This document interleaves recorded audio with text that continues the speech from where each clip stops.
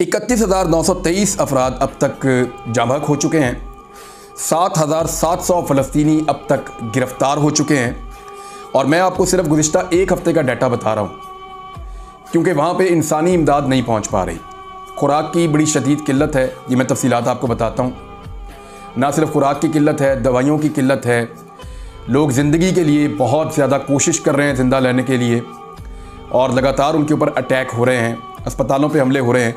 तो जो इमदादी कारकुन हैं, गुज़िश्ता एक हफ़्ते में 100 से ज़ायद 104 इमदादी कारकुन बताए जा रहे थे। 100 से ज़ायद इमदादी कारकुन गुज़िश्ता एक हफ़्ते के अंदर जाँ बहक हो चुके हैं। इनका ताल्लुक़ मुख्तलिफ़ इलाकों से, मुख्तलिफ़ मुल्कों से, मुख्तलिफ़ एरिया से है, और ये दुनिया भर से इमदाद लेकर गज़ा में पहुँचने की कोशिश कर रहे थे। और ना सिर्फ इस जगह पे, बल्कि जहाँ पे पनागुज़ीन मौजूद हैं, जहाँ पे लोगों ने अपने घर बार छोड़कर, जो लोग अपना घर छोड़कर चले गए हैं, जहाँ उन्होंने पनाह ली हुई है कैंप्स के अंदर, वहाँ पे भी इसराइल ने अटैक किया है और ख़वातीन और बच्चों की वहाँ शहादतें हुई हैं। अच्छा, अब 100 इमदादी कारकुन से ज़्यादा एक हफ़्ते के अंदर जाँ बहक हो गए हैं, जबकि नौमौलूद बच्चों की बहुत बड़े पैमाने पर जान जा रही है। उसकी वजह यह है कि जो बच्चे पैदा हो रहे हैं, उनकी माओं के पास खाने के लिए कुछ नहीं है। वो ग़िज़ाई किल्लत का शिकार पैदा हो रहे हैं, इमेच्योर पैदा हो रहे हैं, और वो बच्चे सर्वाइव नहीं कर पा रहे। बहुत बड़े पैमाने पे गज़ा के अस्पतालों में जो बच्चे इस दुनिया में आ रहे हैं, वो या तो मुर्दा पैदा हो रहे हैं, या पैदा होने के चंद घंटों के बाद वो इस दुनिया से चले जाते हैं। ये रिपोर्ट आलमी मीडिया के अंदर, और UN ने इसकी कन्फर्मेशन भी दी है, अक़वाम मुत्तहिदा ने। अच्छा, जो डाटा आता है गज़ा से, वो डाटा है जो गज़ा की हुकूमत वहाँ से जारी करती है। गज़ा का जो मीडिया है, वहाँ से जो रिपोर्ट जारी होती है उसके ऊपर, और उनका जो महकमा सेहत है, वहाँ से जो रिपोर्ट जारी होती है उसके ऊपर, उन आदाद शुमार के ऊपर अक़वाम मुत्तहिदा को इन्हिसार करना पड़ता है। अक़वाम मुत्तहिदा का ये कहना है कि जो डाटा आ रहा है महकमा सेहत की जानिब से गज़ा से, वो डाटा ठीक है और काबिल एतबार है, जबकि इसराइल का ये कहना है कि ये डाटा काबिल एतबार नहीं है। 7 अक्टूबर से लेकर अब तक वहाँ क्या हुआ, ये चीज़ें मैं आपके सामने रख देता हूँ।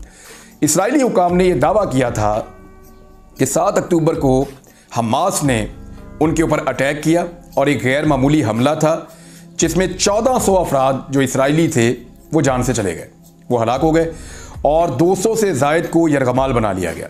उस दिन से लेकर अब तक इसराइल की जानिब से गज़ा की पट्टी पर मुसलसल फ़िज़ाई हमलों और हालिया ज़मीनी हमलों में वहाँ 31,000 से ज़ायद, लगभग 32,000 के करीब अफराद जो हैं वो जाँ बहक हो चुके हैं। ये अब तक की इत्तला है। इसराइल का दावा यह है कि हमास ने पहले अटैक किया था। दूसरी जानिब हमास का या फ़लस्तीनियों का ये दावा है कि इसराइल ने जंग का जवाब खड़ा है, और बहुत सारा मीडिया भी यही एलिगेशन इसराइल पे लगा रहा है कि इसराइल ने जानबूझकर एक ऐसी जंग छेड़ी है जहाँ पे वो फ़लस्तीन को या गज़ा को मुकम्मल तौर पे तबाह कर देना चाहता है। बरतानिया, अमेरिका और यूरोपीय यूनियन ने इसराइल के साथ जो लड़ रही है, जो ग्रुप लड़ रहा है हमास, उसको दहशतगर्द ग्रुप उसको करार दिया है। इसराइली हुकाम की जानिब से जारी करदा आदाद शुमार के मुताबिक 7 अक्टूबर के दिन जो लोग मारे गए थे इसराइली, उनमें से 1159 की शनाख्त हो गई थी, और बाकी जो लोग हैं उनकी शनाख्त नहीं हुई। और उन्होंने ये दावा किया कि 828 इनमें आम शहरी थे और 31 उनके इसराइली बच्चे थे, उनका ये कहना है।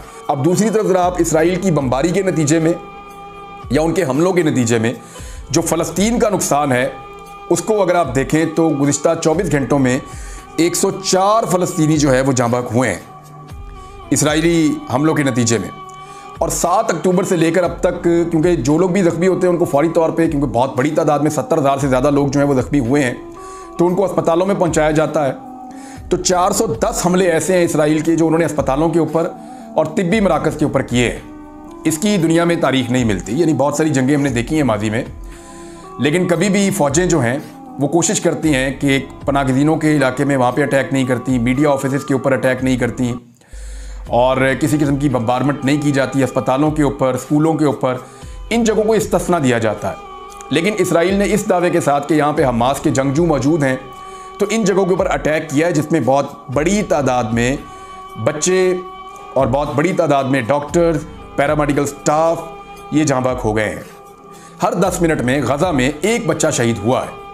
अगर आप इस डाटा को यूँ देखें कि कितनी बड़ी तबाही है, तो जो आधे से ज़्यादा गज़ा है वो मलबे का ढेर बन चुका है। कुछ रिपोर्ट्स के मुताबिक इजरायली फ़िज़ाई हमलों में अब तक 2 लाख से ज़्यादा जो मकानात हैं गज़ा में वो तबाह हो चुके हैं, उनको नुकसान पहुंच चुका है। अक़वाम मुत्तहिदा और फ़लस्तीनी हुकाम के आदाद-ओ-शुमार के मुताबिक 23 नवंबर तक गज़ा में तकरीबन 15 लाख अफराद बेघर हो चुके थे, जिनकी तादाद अब बढ़ते बढ़ते 2.5 मिलियन के करीब या इससे ज़्यादा हो चुकी है।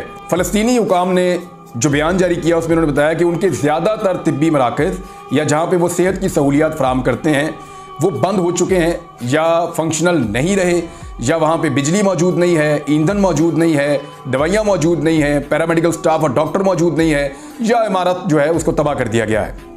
तो ये बड़ी खौफनाक सूरत हाल है जिसका सामना किया जा रहा है। जो सबसे बड़ा हमला है वो अल-शिफा अस्पताल के ऊपर किया इसराइल ने, उसको खाली करवाया गया। अल जज़ीरा के मुताबिक जो अल-शिफा अस्पताल से मुल्हिका गलियाँ हैं वहाँ पे अब तक जो फ़लस्तीनी शहरी हैं उनकी लाशें पड़ी हुई हैं, और लगातार शेलिंग और बम्बारमेंट की वजह से उन लाशों को अभी तक नहीं उठाया जा सका। अच्छा, इसमें एक बात याद रखिएगा, जो आदाद-ओ-शुमार फ़लस्तीन से आते हैं ना वो फ़लस्तीनी हुकाम की जानिब से होते हैं, या जो मीडिया वहाँ पे मौजूद है, अल जज़ीरा या दीगर जो अखबारात मौजूद हैं या आलमी मीडिया है वो वहाँ से रिपोर्ट करता है और उसके ऊपर इन्हिसार किया जाता है, उन रिपोर्टों के ऊपर इन्हिसार किया जाता है। अक़वाम मुत्तहिदा के बहुत सारे कारकुन जो है वो वहाँ पे जान से चले गए हैं, बहुत सारे लोग जो इमदाद करने गए थे वो भी जान से चले गए हैं।